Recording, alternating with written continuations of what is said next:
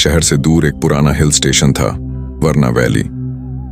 चारों ओर धुंध और पहाड़ों से घिरा हुआ यह इलाका अब भी अपनी रहस्यमयी खूबसूरती के लिए मशहूर था, लेकिन लोकल्स इसे एक श्रापित जगह मानते थे। वहां कोई ज्यादा देर टिकता नहीं था, पर एक लड़की थी, मायारा, जो अपनी रिसर्च के लिए वहां आई थी। वह एक पुरानी किताब पर काम कर रही थी, जिसमें 17वीं शताब्दी के एक रहस्यमय महल और उसके मालिक लॉर्ड एल्यूस का जिक्र था। इस लॉर्ड के बारे में अफवाह थी कि वो एक वैम्पायर था, जिसने अपने प्रेम की मृत्यु के बाद इंसानों से नफरत करना शुरू कर दिया। मायारा ने इस कहानी को एक मिथ मानकर ही लिया, लेकिन जब वह महल के खंडहर तक पहुंची तो उसकी आंखों के सामने वो चीजें घटने लगीं जिन्हें कोई वैज्ञानिक या लॉजिकल इंसान स्वीकार नहीं कर सकता। पहली रात को ही उसे खंडहर से लौटते वक्त किसी की सांसें अपने कानों के पास महसूस हुईं। जब वह मुड़ी, कोई नहीं था, लेकिन पेड़ों की शाखाएं जैसे किसी को रास्ता दे रही हों। उसकी आंखें डर और उत्सुकता से भरी थीं। वह होटल लौटी, लेकिन सारी रात सो नहीं सकी। अगली सुबह उसे अपने कैमरे में एक तस्वीर मिली, एक परछाई जो कि वहां नहीं होनी चाहिए थी।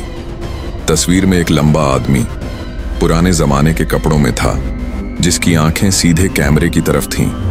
उसकी आंखों में ऐसा आकर्षण था मानो वे मायारा की आत्मा को देख रही हों। मायारा ने अगली रात फिर महल का रुख किया। उसकी जिज्ञासा अब डर से बड़ी थी। वह अकेली थी, पर जैसे ही वो महल के मुख्य द्वार तक पहुंची, दरवाजा खुद ब खुद खुल गया। अंदर घुसते ही उसे महसूस हुआ कि कोई उसकी हर हरकत को देख रहा है। दीवारों पर लगे चित्र जैसे जिंदा हो गए हों। तभी उसे एक कोना दिखा जहां दीवार टूटी हुई थी। वह जैसे ही उस तरफ बढ़ी, एक तेज हवा का झोंका आया और फिर वह उसे दिखा। एक लंबा सफेद चेहरा, काली आंखें और हल्की मुस्कान। एल्यूस, तुम यहाँ क्यों आई हो?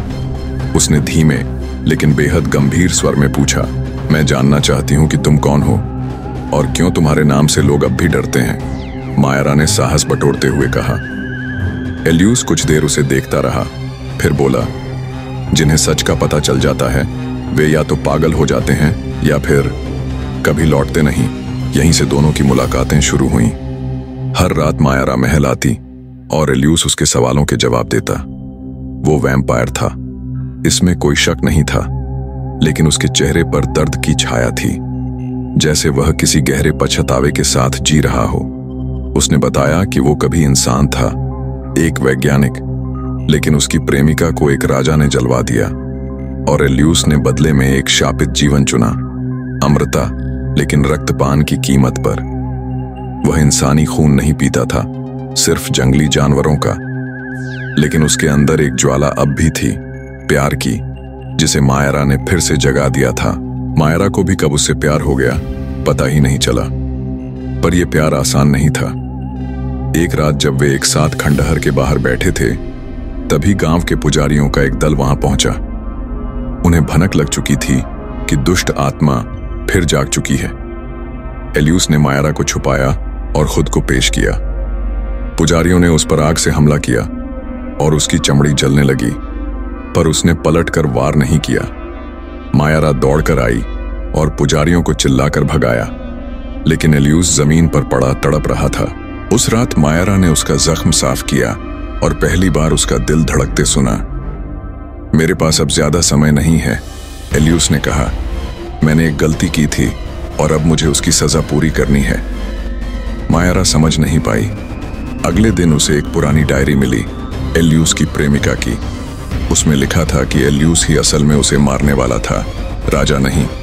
उसने प्रेमिका को जिंदा नहीं रहने दिया क्योंकि वह किसी और से विवाह करना चाहती थी। ये सच मायरा की रूह हिला गया। अब कहानी पलटी खा रही थी। क्या मायरा भी एल्यूस की नई शिकार थी या फिर एल्यूस वाकई बदल चुका था? मायरा के हाथों में कंपी दौड़ गई। उसकी उंगलियां उस पुरानी डायरी को कसकर पकड़े हुए थीं, जिसमें यह लिखा था कि एल्यूस ने ही अपनी प्रेमिका को मारा था। सारा मोह, सारा आकर्षण एक झटके में भय में बदल गया। लेकिन कुछ उसकी आत्मा में ऐसा था जो कह रहा था कि यह अधूरी सच्चाई है, कुछ ऐसा जो छुपा हुआ है। उसने उस डायरी को पूरा पढ़ा। आखिरी पन्ने पर एक रहस्यमयी वाक्य था, वो मेरी आत्मा को चाहता था, लेकिन मैं उसकी छाया से डरती थी। उस रात मायरा महल नहीं गई। एल्यूस उसकी प्रतीक्षा करता रहा, अंधेरे में टकटकी लगाए, पर मायरा की उलझन गहराती जा रही थी। आखिरकार तीसरी रात उसने फिर से हिम्मत जुटाई और वहां गई। एल्यूस की आंखों में कुछ बदल चुका था, वो बुझी हुई लग रही थीं। तुम नहीं आओगी अब, उसने कहा, जैसे उसने पहले ही जान लिया हो। मायरा ने डायरी की बात छेड़ी।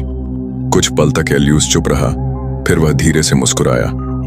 हाँ, मैंने उसे मारा था, लेकिन नहीं जिस तरह तुम सोच रही हो। उसकी आवाज में एक अजीब खामोशी थी। उसने मुझे धोखा दिया था। मैं उसके प्यार में पागल था और उसने मेरी खोज को राजा को बेच दिया। राजा ने मेरे अनुभव चुरा लिए और मुझे कैद कर दिया। जब मैं लौटा, मैंने देखा कि वह उस राजा की महारानी बनने वाली थी। उस रात गुस्से में नहीं, दिल टूटने पर मैंने उसे मार डाला। फिर उसी पल मुझे श्राप मिला, अमृता का। लेकिन हर अमर आत्मा अकेली होती है मायरा, बहुत अकेली। मायरा उसकी बातों से हिल चुकी थी। क्या वह किसी मनोरोगी से प्यार करने लगी थी? लेकिन एल्यूस का चेहरा कोई शैतान नहीं, एक टूटी हुई आत्मा जैसा था। फिर उसी पल कुछ और हुआ। महल के पिछवाड़े से एक चीख आई। दोनों दौड़े। एक आदमी जो गांव का पुजारी था, मरा पड़ा था और उसके गले पर गहरे पंजे के निशान थे। ये तुमने किया? मायरा चीखी। नहीं, एल्यूस की आंखों में सच्चाई थी। ये कोई और है। अब कहानी ने एक और नया मोड़ लिया। क्या वरना वैली में कोई दूसरा प्राणी भी था? अगले कुछ दिनों में 4 और हत्याएं हुईं। सभी की मौत एक जैसी थी, गले फटे हुए, शरीर में खून नहीं। गांव में दहशत फैल गई और सबने एल्यूस को ही दोषी ठहराया। मायरा अब खुद तय नहीं कर पा रही थी कि वो किस पर विश्वास करे।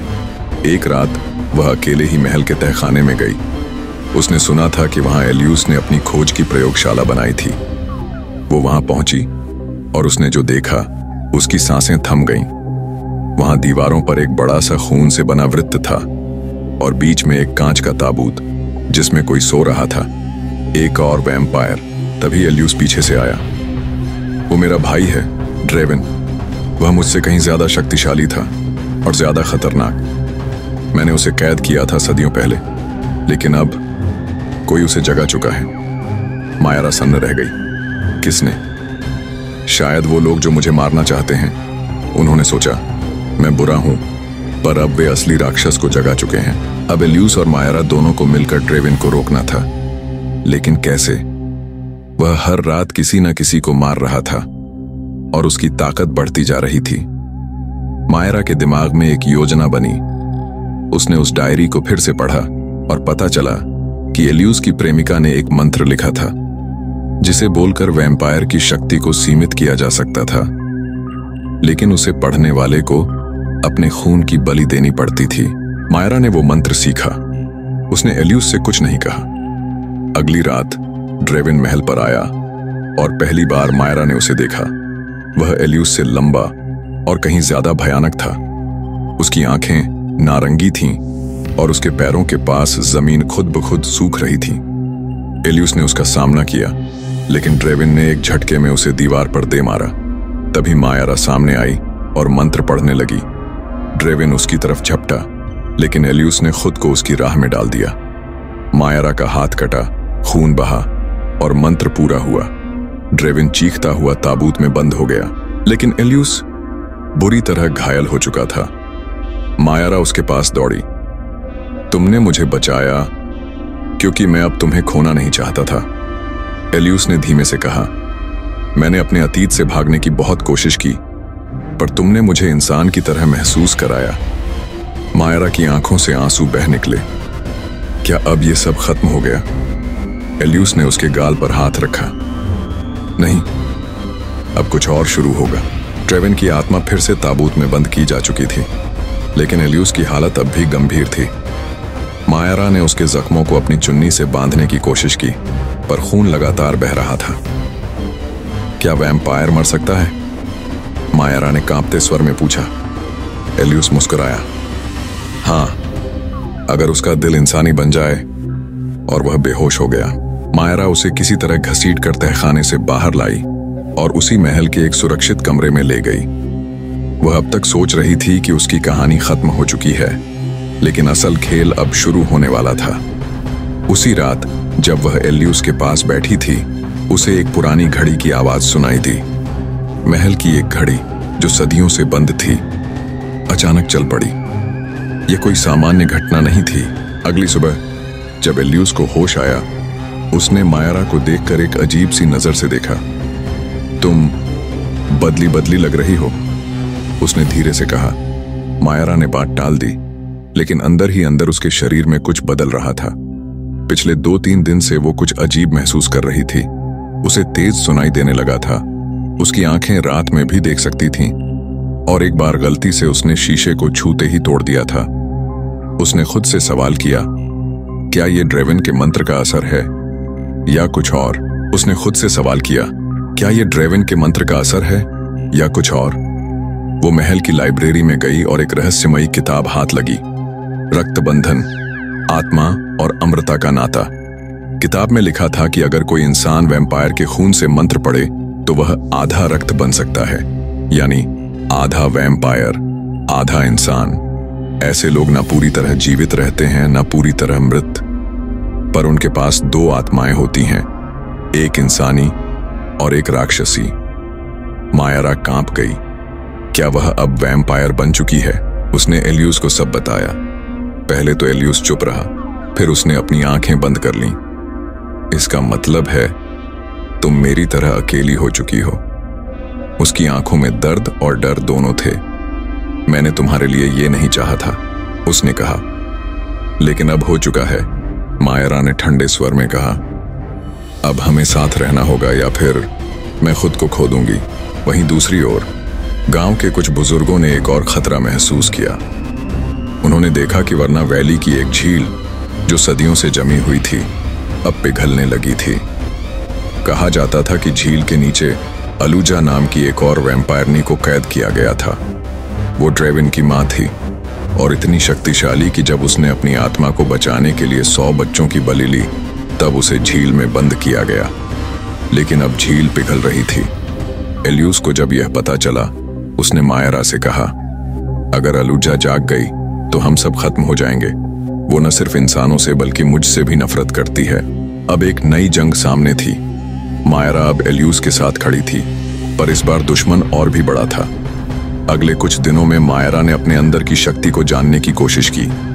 वह अब बेहद तेज दौड़ सकती थी, पेड़ों पर चढ़ सकती थी, और किसी भी सामान्य इंसान की तुलना में उसकी सेंस 4 गुना ज्यादा तेज हो चुकी थी। लेकिन साथ ही उसे खून की गंध भी महसूस होने लगी थी, और यह उसे डरा रही थी। एक रात जब उसके सामने एक घायल हिरण आया, उसने खुद को बहुत मुश्किल से रोका। मुझे डर है, मैं राक्षस बन जाऊंगी, उसने एलियूस से कहा। राक्षस वो नहीं होता जो खून पीता है, एलियूस ने कहा। राक्षस वो होता है जो बिना पछतावे के मारता है। तुम अभी इंसान हो क्योंकि तुम्हारे अंदर पछतावा है। और फिर वह दिन आया। झील पूरी तरह पिघल गई और अलूजा बाहर निकली। उसका चेहरा झुर्रियों से भरा हुआ था, पर उसकी आंखें अब भी जिंदा थीं, लाल और चमकती हुई। वह हवा में तैरती हुई गांव की ओर बढ़ी। जिस किसी को छूती उसकी आत्मा चूस लेती। गांव में हाहाकार मच गया। मायरा और एलियूस वहां पहुंचे। अलूजा ने एलियूस को देखते ही जोर से चीखा, तू मेरी औलाद नहीं, तू मेरी शर्म है। तुमने अपने बेटे को राक्षस बनाया। एलियूस चिल्लाया, अब तुम्हारी बारी है। मायरा आगे बढ़ी। मुझे रोको मत, उसने एलियूस से कहा। मैं अब दोनों की हूं, इंसान और वैम्पायर। मुझे उसे रोकना ही होगा। उसने वही मंत्र फिर से पढ़ा, पर इस बार अलूजा हंस पड़ी। मैंने वो मंत्र लिखा था बच्ची, मुझे उससे रोका नहीं जा सकता। तभी मायरा की आंखों से खून टपकने लगा। उसकी दूसरी आत्मा जाग चुकी थी। एक काली छाया उसके शरीर से निकली और आसमान में फैल गई। अलूजा की हंसी रुक गई। नहीं, ये कैसे हो सकता है? क्योंकि मैं सिर्फ आधी वैम्पायर नहीं हूं, मायरा बोली। मैं उस आत्मा की उत्तराधिकारी हूं जिसे तुमने जलाया था। मैं एलिसा की बेटी हूं, वो औरत जिसे तुमने मारा था, एलियूस की प्रेमिका। अब सच्चाई सामने आई। मायरा एलिसा की संतान थी। एलिसा की आत्मा ने मरने से पहले अपने गर्भ में पल रही जान को बचा लिया था और उस आत्मा ने समय के साथ मायरा का रूप लिया। यही वजह थी कि एलियुस उसकी ओर खींचा चला आया था। वही आत्मा फिर लौटी थी। अब मायरा के सामने उसकी मां की हत्यारिन थी। तेरा खून मुझे जला देगा, अलुजा चिल्लाई। तो जल जा। मायरा ने दोनों हाथ हवा में उठाए और उसकी आत्मा एक आग में बदल गई। अलुजा चीखी और जलकर राख हो गई। महल शांत हो गया। झील फिर से जम गई। मायरा जमीन पर गिरी हुई थी और एलियुस दौड़कर उसके पास आया। तुम ठीक हो? मायरा की आंखें धीरे धीरे बंद हो रही थीं। अब मेरी आत्मा पूरी है, लेकिन शरीर थक गया है। तुम नहीं जा सकती। एलियुस ने उसके हाथ को थामा। अगर मैं जाऊं तो मेरा दिल संभालना। और उसकी सांसें थम गईं। लेकिन तभी कुछ अजीब हुआ। मायरा की छाती में फिर से धड़कन हुई। एक नीली रोशनी उसके शरीर से निकली और वो धीरे धीरे उठने लगी। मैं नहीं मरी, मायरा बोली। मैं अब वैम्पायर नहीं, इंसान भी नहीं। मैं वो हूं जो अंधेरे और उजाले के बीच जन्म लेता है। अगर आपको कहानी अच्छी लगी हो तो सब्सक्राइब करें। धन्यवाद।